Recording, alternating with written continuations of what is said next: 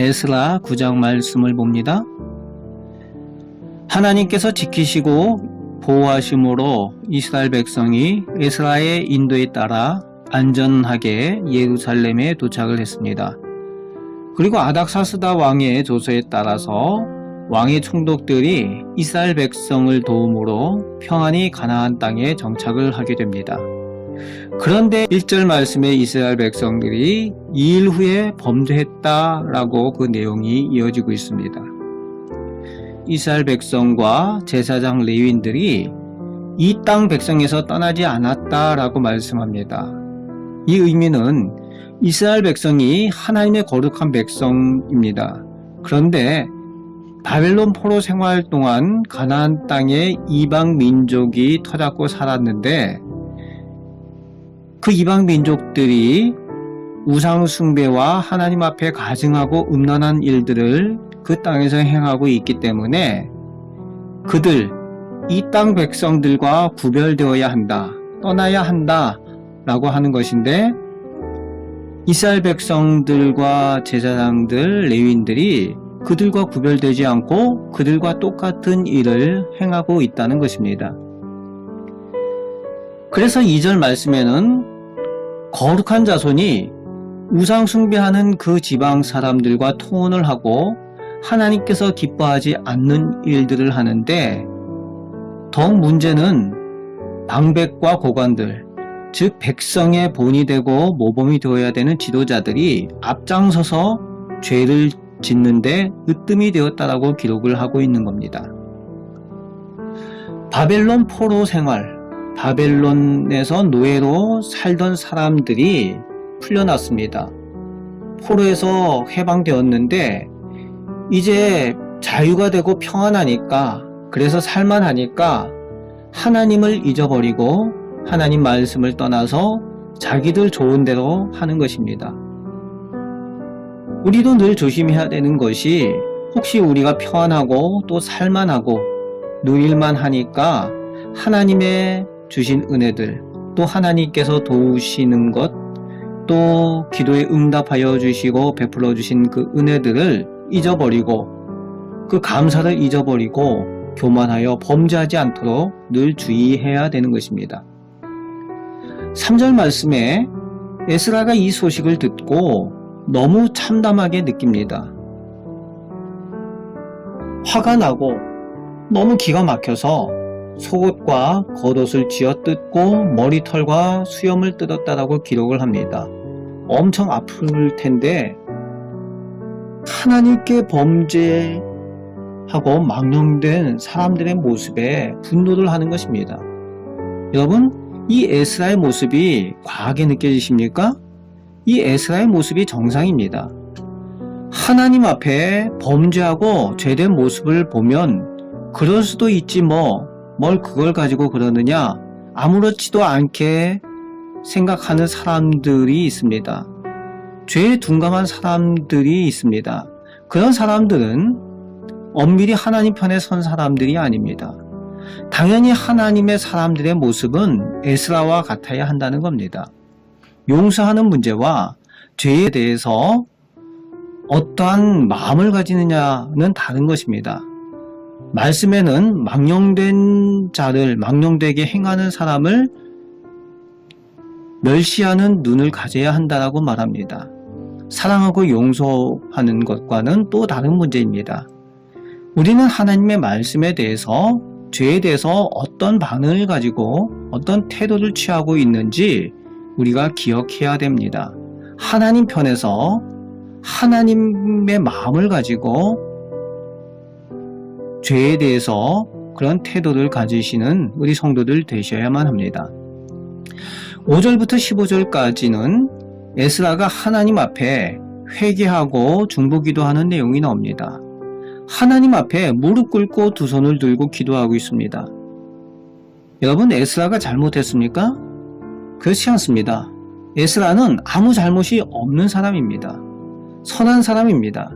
그런데 6절 말씀에 에스라가 그 백성들이 지은 죄악과 범죄를 우리 죄악이라고, 우리 허물이라고 표현하고 있습니다. 나하고 상관없는 것이 아니라 바로 나의 죄악이고 나의 허물이라고 느끼고 있다는 것입니다. 이것이 지도자의 모습입니다. 또 하나님의 직분을 맡은 직분자의 모습입니다. 함께 신앙생활하는 공동체에서 누군가가 허물이 있고 부족하거나 잘못하거나 또는 믿음이 연약하여서 실수할 때에 그것을 우리의 책임으로, 우리의 죄로 느껴야 한다는 것입니다. 그럴 때에 우리는 회개하고 중보하는 것이 당연하게 느껴지게 되고 개인의 잘못만이 아니라 우리의 잘못이라고 여겨서 위에서 회개하고 중보하게 되는 것입니다. 개인의 잘못이 아니라 우리 교회, 한국교회, 우리 나라를 위해서 중보하고 있는 그 이유가 여기에 있는 것입니다. 7절 말씀에 민족이 멸망해서 바벨론의 포로로 끌려갔던 이유가 죄악 때문이었다라고 에스라는 고백을 하고 있습니다. 그런데 8절 말씀에 그 죄악 때문에 완전히 멸망되어야 될 이스라엘 백성에게 하나님께서 은혜 베푸시고 살려주셨다라고, 조금 소생케 하셨다라고 또 에스라는 고백하고 있습니다. 다 멸망시켜도 할 말이 없는데 하나님께서 용서하셔서 9절 말씀에 보면은 불쌍히 여기시고 다시 유다와 예루살렘으로 돌아오게 하시고 은혜 베푸셨다라고 고백을 하는 것입니다. 그런데 10절 말씀에 그 짧은 은혜 받고 평안해진 그 순간 숨이 트였다라고 하나님의 계명을 저버렸다라고 고백을 하고 있습니다. 11절 12절 말씀에는 선지자들 통해서 말씀하신 하나님께서 금지하신 우상 숭배와 이방 민족과 통혼하는 것을 지금 이스라엘 백성들이 하고 있다는 것입니다. 12절 말씀에 보면은 평화와 행복을 그들을 위해서 구하지 말라고 그렇게 하나님께서 말씀하신 내용이 있는데 사람들은 그렇게 한다는 겁니다. 평화를 위해서, 함께 행복하기 위해서, 함께 잘 살기 위해서라는 이유로 그 일들을 행할 수 있다는 겁니다. 그런데 하나님께서는 그것을 원하시는 바가 아니라는 겁니다. 죄 가운데 함께 평화하고 행복하는 것이 하나님의 뜻이 아니라는 겁니다. 하나님의 말씀이 우선되지 못하니까 우리들 눈에 보기에 좋은 대로, 우리들 생각에 좋은 대로 지도자들과 백성들이 그렇게 하고 있다는 겁니다. 그것에 대해서 에스라의 간절한 회개 기도가 끝절까지 오늘 이어지고 있습니다. 오늘 본문을 통해서 우리는 하나님의 말씀을 들어야 됩니다. 우리는 평안하고 안전하다고 느낄 때에 더욱 하나님의 말씀에 집중을 해야 합니다. 또 하나님께서 베풀어 주셨던 그 은혜들, 그 도우심과 지키심에 대한 감사의 제목들을 기억해야만 합니다. 그럴 때에 우리가 시험과 유혹에서 승리하고 하나님의 거룩한 백성으로 날마다 서서 승리하며 살아가게 될 것입니다.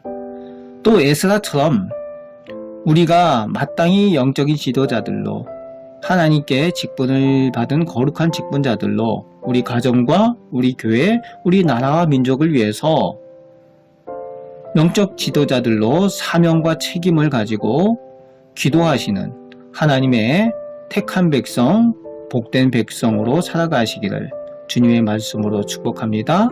아멘. 기도하겠습니다.